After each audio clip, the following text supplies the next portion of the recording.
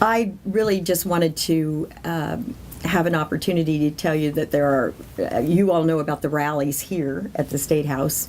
There's another one today. There are several next week. Not just union rallies, but there's a rally of women and supporters of Planned Parenthood next week, and some other things. There's a big rally against the immigration bill in Bloomington today. Lots of things going on, a lot of discussion. And I suspect that there's some work going on behind the scenes. We're writing amendments. Everybody in the Senate's going to be trying to save their bills.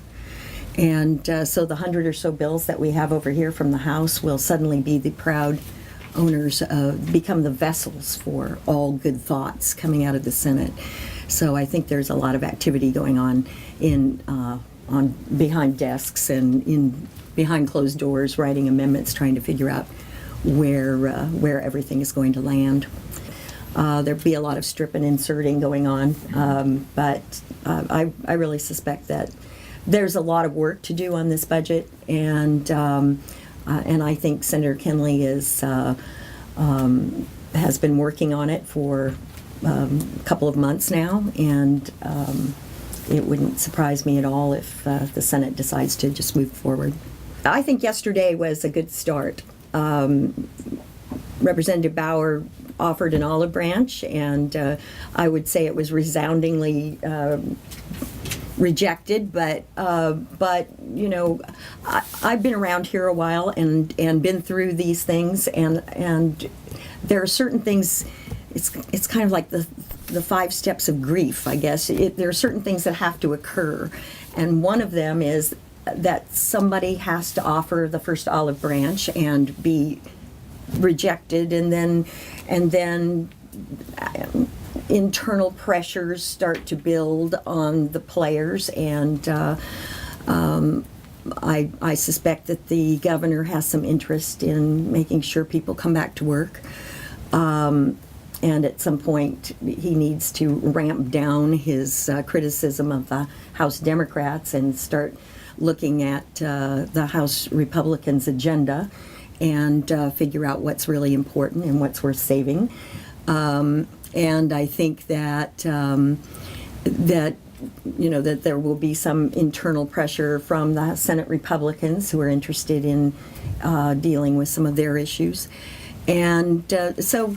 I think we have to go through these steps. And yesterday, Representative Bauer made really a pretty important first step. I think that'll be incentive to keep them there.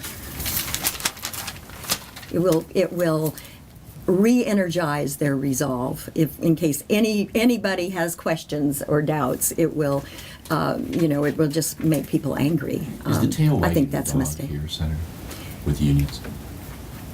Oh no, I don't think so at all. I think if there's a tail wagging the dog, it's out-of-state contributors who are interested in vouchers and right to work. I think there is a belief that that's what the Republicans are doing on collective bargaining issues. Of course, the Senate Republicans had a bill to prohibit collective bargaining in the future for all public employees, including university employees, municipal employees. They withdrew the bill because it was beyond fixing. But it will be back. I'm sure it will show up as an amendment in one form or another. So I do think that collective bargaining is part of this issue, and perhaps even a bigger issue than right to work. Although right to work is the gasoline on the fire, But what you are seeing from the labor unions is a reaction.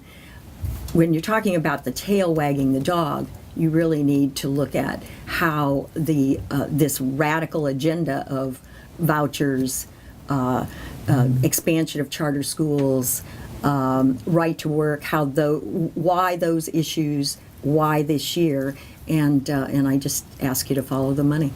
We're working on it. We have a staff person assigned to it, and the political information has all been put into the software. I think there's some problems with the public access points and the public's ability to participate, which is too bad. We would like to see many more access points. We'd like to see all the software and all the data online so that people can, in the cloud. Kevin won't know what that is, but the rest of you know what that is. So that people can actually get to it and manipulate the material, because the software that we've got is very complicated. And there are going to be 3 access points around the state for people, but they have to actually go and physically do it, and I think that's going to be very difficult. So once again, it will be kind of a behind the scenes, hidden from the public kind of proposition, but we're going to make it as public as we can, and we do have people already starting to work on maps, potential maps. What the public needs to pay attention to, in my opinion, is that the districts need to be they need to be competitive. And so, where the district lines are drawn is less important than that they are not incumbent protection, but rather competitive districts, so that voters have a choice. Just protecting all the incumbents, putting all the Democrats in my district and putting all the Republicans in Richard Bray's district does nothing for the voters. And so we really need to make them more competitive.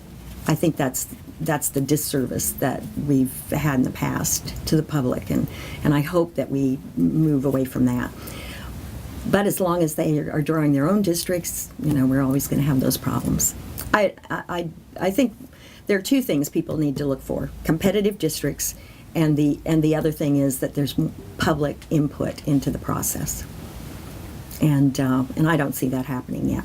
It behooves all of us to make sure that they understand that, first of all, there is work going on, and second of all, that there are principles involved here. There's some philosophy being represented, and that this is a tool that is given to the minority party in the Constitution. It's a constitutional right, and I believe it's a constitutional duty for the minority party to use this tool, rarely, but when it's necessary, to use it to protect the interests of the minority.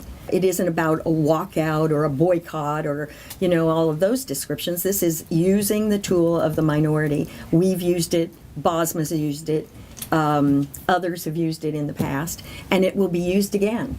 And it's an important tool to protect the interests of the minority. And I don't mean just the minority members, I mean the minority constituents, the interests of our constituents.